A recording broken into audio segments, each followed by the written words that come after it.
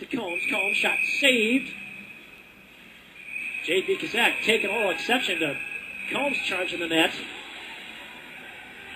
Kazak has dropped the gloves.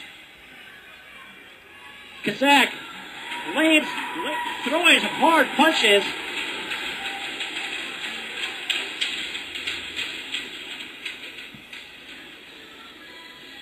While we like to see the Cyclones stick up for their teammates, J.P. Kazak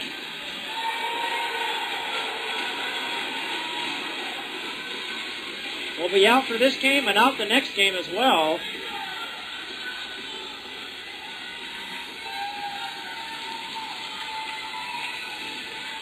Eric Combs off the ice as well.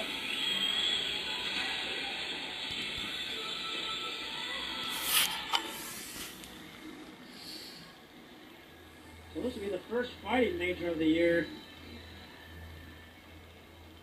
Back during the Huntsville game. Half of the game and all of tomorrow night because J.P. Kazak coming into tonight's game against Cyclones.